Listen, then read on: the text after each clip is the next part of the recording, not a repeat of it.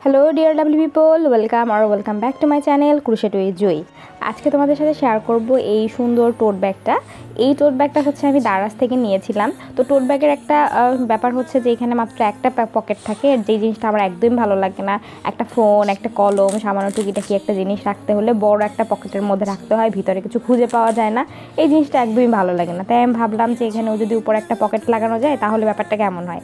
তো যেই ভাবা সেই কাজ, সেই থেকে আমি একটা হচ্ছে পকেট তৈরি করে নিলাম। তো ক্রোশেট থেকে আমি উপরে একটা পকেট তৈরি করে নিয়েছি। তো আজকে হচ্ছে সেটাই দেখবো। তাহলে চলো শুরু করি আজকের এপিসোড। Let's start. প্রথমে ব্যাগের পকেট করার জন্য আমাদের নিয়ে নিতে হবে এরকম হচ্ছে কতগুলো গ্র্যানি স্কোয়ার। আমি প্রথমে অন্য একটা ডিজাইন তৈরি করতে চেয়েছিলাম। তো সেটা আসলে দেখেছি যে পকেটের ব্যাগের তুলনায় পকেটটা আসলে অনেক বেশি বড় হয়ে যাচ্ছিল। তো পরে আসলে 4টা থেকেই করতে হয়েছে। তো আমি এরকম হচ্ছে 4টা গ্র্যানি স্কোয়ার তৈরি করে নিয়েছি, যেটা হচ্ছে লাভ প্যাটার্নের। তোমরা যদি এই লাভ প্যাটার্নটা টিউটোরিয়াল চাও সেক্ষেত্রে আমাকে কমেন্ট বক্সে জানাতে পারো, আমি পরে টিউটোরিয়াল দিয়ে দিব। তো এভাবে হচ্ছে আমি 4টা গ্র্যানি স্কোয়ার বানিয়ে এরপর হচ্ছে এটা জাস্ট নিডল থেকে এটাকে হচ্ছে জয়েন্ট করে নিয়েছি।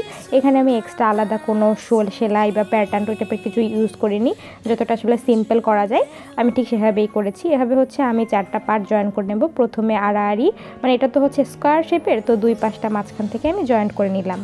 এবার হচ্ছে দেখতে জিনিসটা ঠিক এরকম হয়েছে। তো জয়েন্ট করার জন্য মাঝখানে বেশ কিছু ভাঁজ রয়ে গেছে জয়েন্টের মাঝখানে। তো ওই জিনিসগুলো হচ্ছে ফিল আপ করার জন্য আমি চারপাশে আর একটা বর্ডার তৈরি করে নেব। সেটা হচ্ছে সিম্পল সাদা সুতা থেকেই আমি একদম ডাবল ক্রোশেট দিয়ে চারপাশটা ভরাট করে দিব। জিনিসটা একদমই সিম্পল, তোমরা একটু দেখলেই বুঝতে পারবে।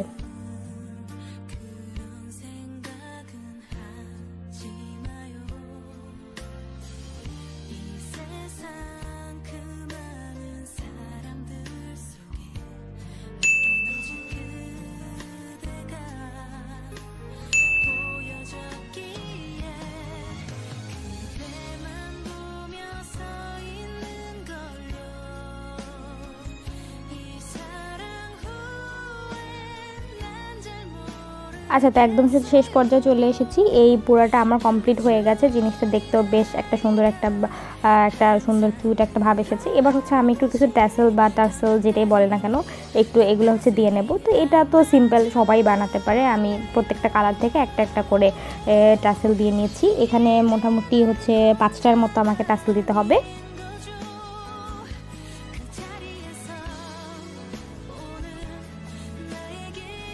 তো আমি এটা একটু হালকা একটু ট্রান্সজিশনের চেষ্টা করলাম।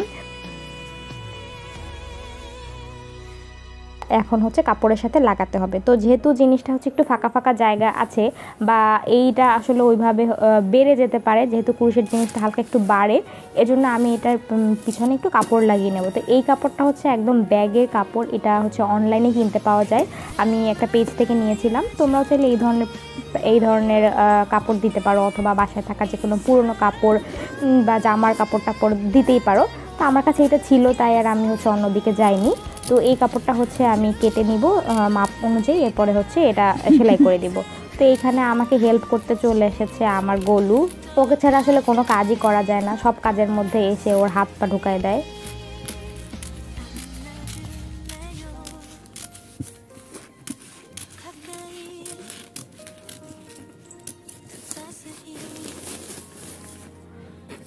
তো এটা যাতে সরে না যায় বা পজিশনটা যাতে নষ্ট না হয়ে যায়, এজন্য আমি প্রথমে একটু হিজাব যে পিনগুলো আছে ওইগুলো থেকে একটু সিকিউর করে নিচ্ছি, যেহেতু জিনিসটা বারবার নড়ে যাচ্ছিল বা সরে যেতে পারে, নষ্ট হয়ে যেতে পারে তাই। তো এটা হচ্ছে একদম অপশনাল। তো এবার আমি হচ্ছে একটু গোলের সাথে একটু দুষ্টামি করতেছিলাম।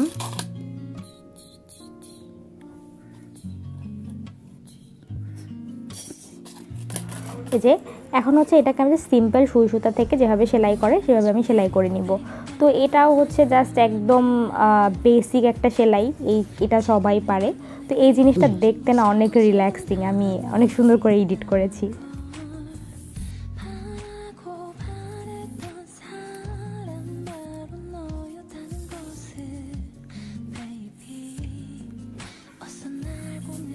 আচ্ছা, তো প্রথমে হচ্ছে আমরা কাপড়টাকে এভাবে সেলাই করে নেব। আমি এবার এখান থেকে ভুলেই গেছিলাম হচ্ছে চড়চড়িটা লাগাতে হবে। এটাকে চড়চড়ি বলে আমাদের এখানে, আমি জানি না এটাকে অন্য কিছু বলে কিনা, তোমরা জানলে আমাকে কমেন্ট বক্সে জানিয়ে দিও এর নাম কি হতে পারে আসল নাম। তো এবার হচ্ছে এটাও হচ্ছে লাগাতে হবে, কারণ এখানে তো আমি কোনো চেইন দিতে পারতেছি না, তাহলে ব্যাগের সিস্টেমটা নষ্ট হয়ে যেতে পারে। তো এটা আমাকে আগে লাগিয়ে নেওয়া উচিত ছিল, কিন্তু এই অবস্থায় লাগাতে বেশ কষ্ট হয়েছে আমার। তো কি আর করার, তারপর হচ্ছে এটা লাগাতে হবেই।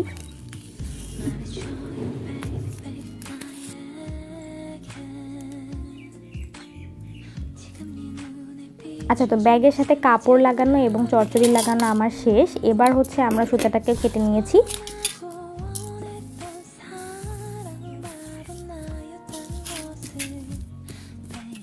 এই যে ব্যাক সাইডটা দেখতে ঠিক এমন হয়েছে। এখন হচ্ছে এটাকে ব্যাগের উপরে লাগাতে হবে। তো প্রথমে আমি একটু এটার পজিশনটা ঠিক করে নিলাম, যে এটা আসলে ঠিক কোন জায়গায় রাখলে বা একদম মাঝখানে হয়েছে কিনা এই জিনিসটা ঠিক করে নিলাম। এবার হচ্ছে এইখানেও আমি এটা যাতে সরে না যায়, তাই এটাকে আমি পিন দিয়ে একটু সিকিউর করে নিব প্রথমে।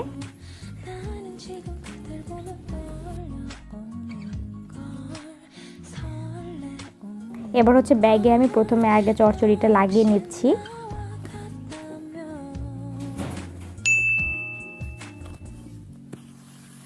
ব্যাগের সাথে এই কাপড়টাকে লাগাতে হবে। তো এটা যদি মেশিনে করা যায় সেক্ষেত্রে ভালো হয়, তবে আমি তো আর ব্যাগটা প্রথম থেকে তৈরি করি, তাই আমাকে এভাবে একটু কষ্ট করে সেলাই করতে হচ্ছে।